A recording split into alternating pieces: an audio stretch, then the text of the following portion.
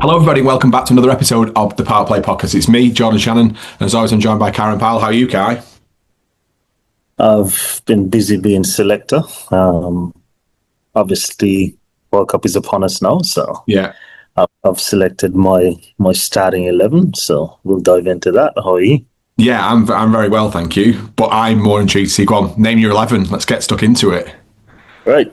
So we've had 2 years from since the last World Cup in the Caribbean, and it's whittled down to this being my starting 11 now, based on the squad that was selected.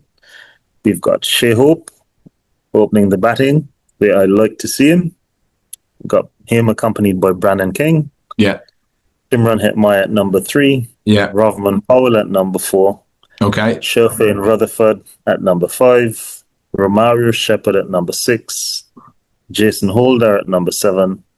Gudakesh Moti at number 8. Ruston Chase at number 9. Akil Hussain at number 10. And Shamar Joseph at number 11 for the first World Cup match. Right.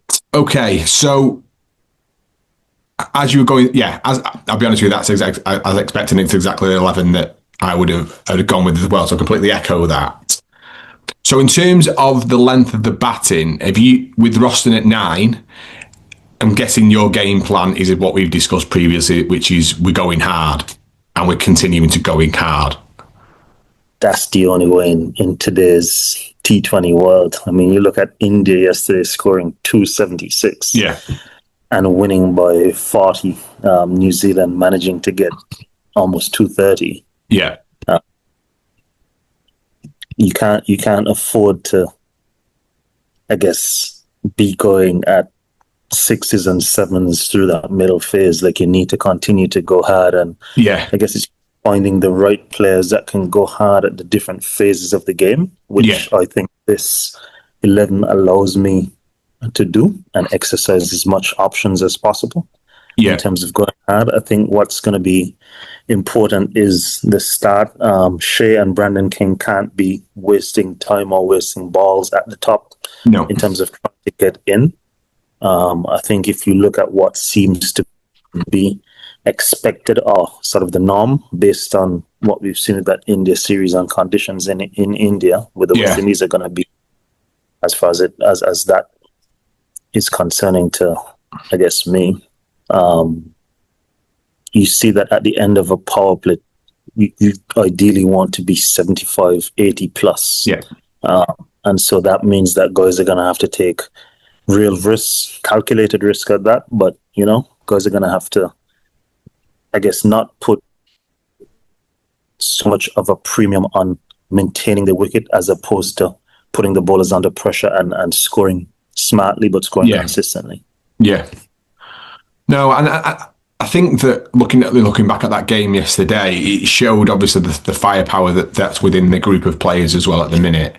From a strike, you look at from a strike rate perspective.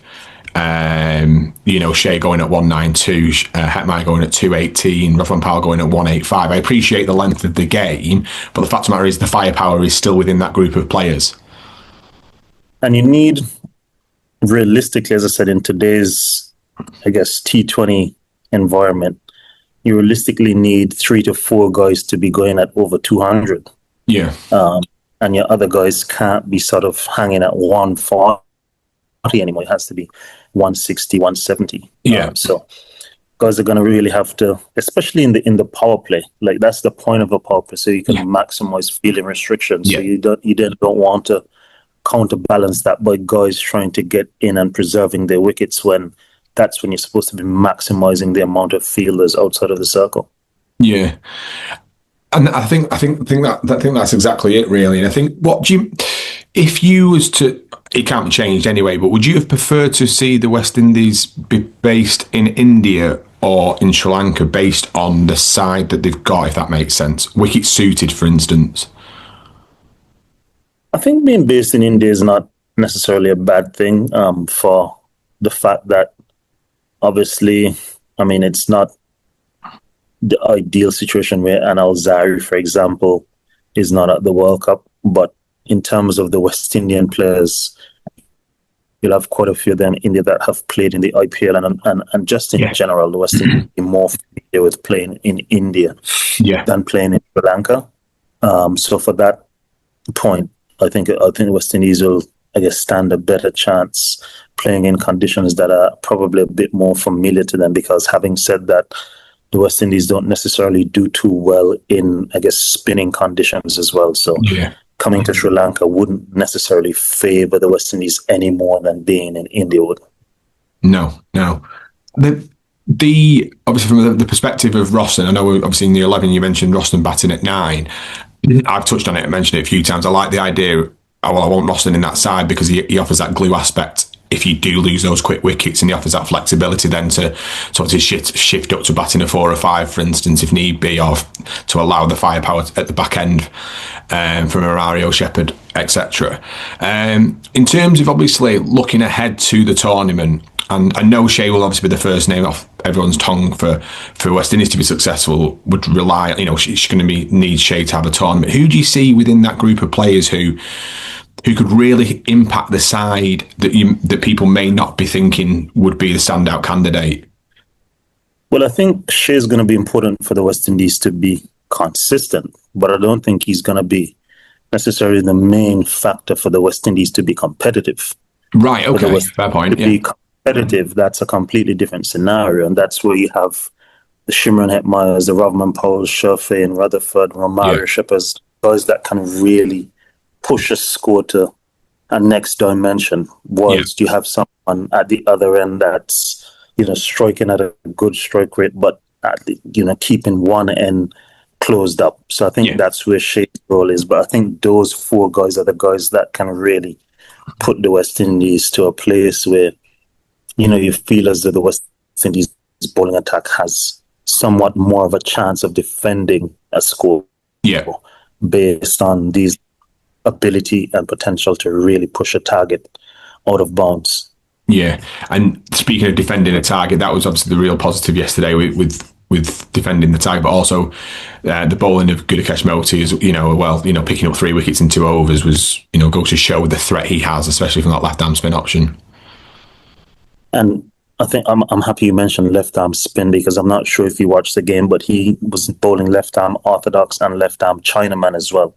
So to the left-handers, he was bowling back of the arm Chinaman. So really adding something, a different dimension to his game. I guess similar to what Liam Livingston does with off spin to the right arm to the left-handers. But obviously, Moti's a lot higher quality than. I was just going to say, I was going to say you need to clarify that. Yeah, that's slightly different. And ever wish to be, but the likes of a Gudakesh Moti there.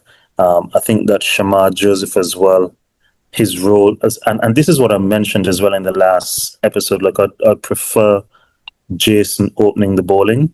So then that gives you the likes of a Shamar Joseph being able to come through the middle, obviously extra pace.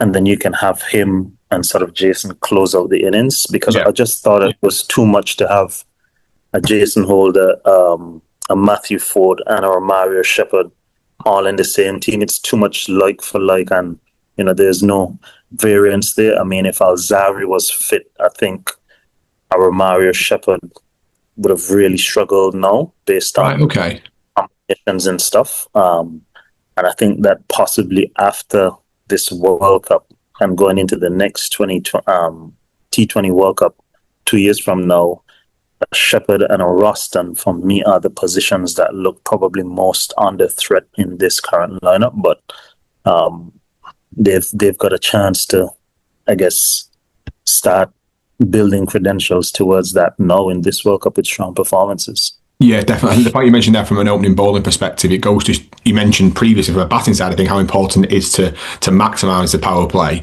Obviously from a bowling perspective, is having that experience when bowling in the power play of getting your field right and where you want to be bowling to limit them, obviously from that perspective. I know in the summer we spoke about how obviously they constantly went with the Keeler opening the bowling and they didn't really mix it up to see.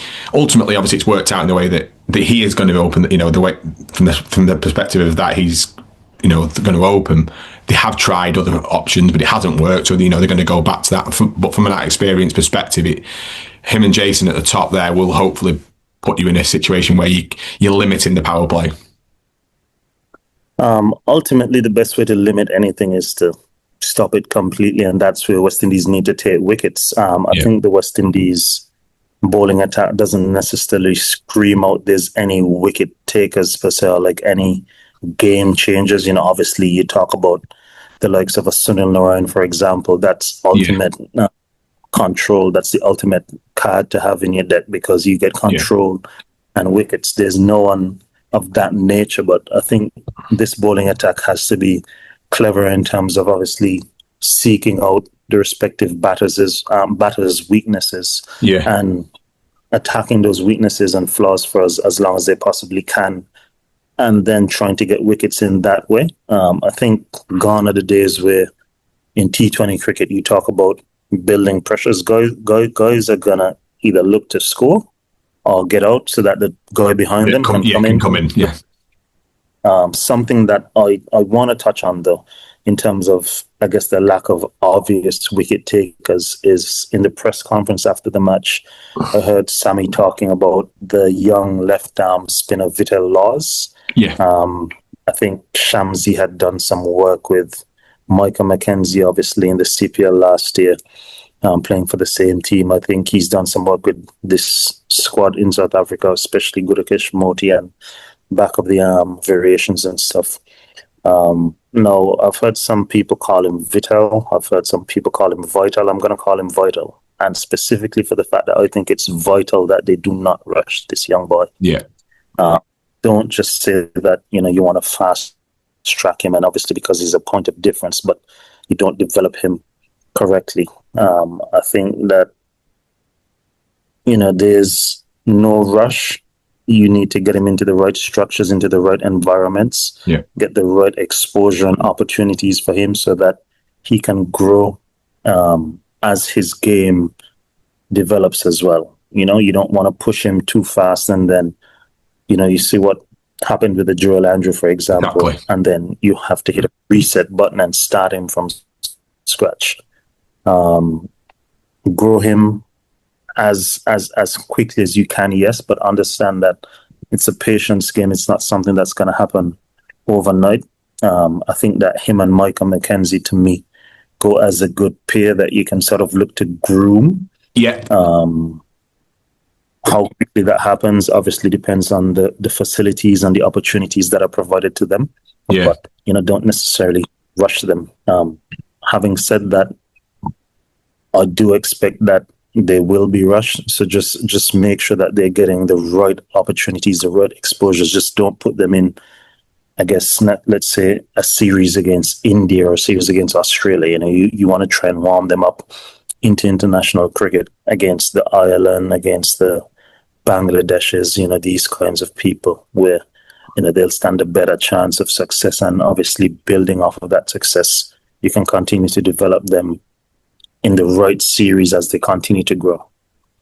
Yeah, I completely agree with you. And I think that from my perspective, I was looking at it a way where this is where you want to be utilising the experience within the Caribbean, and you put your roadmap in place, and you put your 2-year roadmap, and you speak about how he sees development, how you'd like to see it go, where in the world does it need to take place? Is it going to be in the subcontinent to benefit? Do we need to take him, does he want to come to the UK? How do we embed that in to make it work for him? Because you've found a player, he's got the skills. So how do we maximize this? And like you said, you do need to use the Joel Andrew situation as a prime example, because you don't want to do that. You've made mistakes. It hasn't quite worked. So let's learn from that so that we don't move backwards and we don't end up in the same situation in 18 months' time.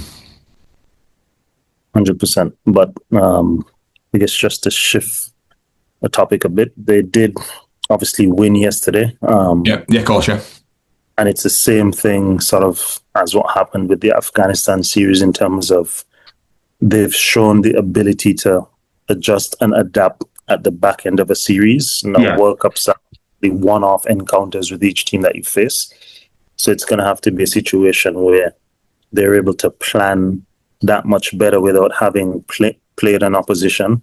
They're going to have to be able to adapt and adjust to in-game situations a lot quicker. as opposed to taking the information from game 1, game 2, and transferring that to game 3, so that they can, as I said, because it's one-off instances, they can sort of put all of this information to use in real time and get those victories. Because, I mean, it's going to be obviously a difficult group to get out of, but you want to get into that main draw of 16 and then give yourself the best possible chance to go deeper into the tournament. You look at the team, obviously Shea looks to be in good touch, Brandon King looks to be in good touch, Hetmyer's absolutely flying, Shofane Rutherford is absolutely fine. So it's like a perfect storm brewing in terms of the batting being good order, especially the top order, which you want to do the heavy lifting. Rovman Powell, you want him to get going, as well as Romario Shepherd. But the guys that are in form, obviously being sort of, I guess, 4 out of the top 5, you hope that they can do enough of a job where they bat. There's someone there throughout the 20, one of those top 4, 5 batters, and the rest of the guys can be explosive around whoever goes through on that particular day. But I really do like the move of Shimron Hetmyer at 3. And one thing I know for sure is that this move is not only, I guess, bringing out the best of Hetmyer, but these performances are coming forth as well because he wants to play all formats again. I'm not sure if those who should know this, but breaking news if you don't. And if you don't believe me, you can clarify it with him. But he wants to play all formats again, which is something that is very beneficial to the West Indies, because you look at the way he's batting now and you try and add that to, let's say, the 50-over team, this level of consistency, this level of productivity, this level of explosiveness to a team that already has a Shea Hope, obviously Mr. Consistent, a Casey Carty, and a Shofane Rutherford, who've all been doing well. This gives you a different element, a different dynamic, and helps you to achieve certain scores that you probably weren't able to achieve in the recent past. It obviously adds another left-hander as well, so the ability to tackle left arm spin, leg spin as well, and just spin in general, because he's very good against spin and pace. And he definitely wants to play Test cricket again, which is probably the most exciting thing for me, because generally you find that guys don't want to play Test cricket, especially having the level of success he has in franchise leagues, and he doesn't really need to, but it's something that he really wants to do. I know that he wants to make a Test match century. He looks at some of the guys that are being picked now and looks at the opportunities he's had, and he wants to get back into those whites and really perform for West Indies across the board. And I think it's perfect timing as well. 29 years old, a lot more settled in life, a lot more experienced as a cricketer, and coming into the prime of his batting. So hopefully that does materialise, and I think it could only be beneficial for West Indies cricket on a whole. No, definitely. You mentioned there across all 3 formats, it's great to have that. It'd be brilliant. Add more strength in depth, add more competition for places. It's like you mentioned, it can only be a good thing for West Indies cricket overall. No, but good to go over that, Kai. And obviously, looking ahead to the World Cup, we've got another warm up game against Afghanistan on February 4th, which is Thursday, I think it is, and then they get stuck into it against Scotland. So be good to start building some momentum going into the games, and obviously, like I said, getting out of the group and then seeing where it takes you. 100%. And I think that for me, success here looks like, as I said earlier, probably winning a game or 2 more in the, I guess, Super 8 stages. Yeah. Because I think that this batting lineup now, if you look at the guys that are named, Shea Hope, I think 32, Brandon King 31, we've got Hetmyer 29, Rovman 32, Shofane 27. These guys for the next World Cup in 2 years' time will be at the prime age and experience now to really go and push for a world title, because you can continue to mold and develop your bowling attack. Obviously, hopefully, Elzara will be fit for that one. Shamar Joseph will be a lot more experienced. You can have these 2 young spinners come into the fray.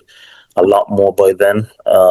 So I think that success is just building on what happened in the last World Cup, trying to get a bit deeper, and then hopefully by the next World Cup, the team is a lot more experienced to get to semi-finals, and then anything happens after. Once you get to a semi-finals, anything can go.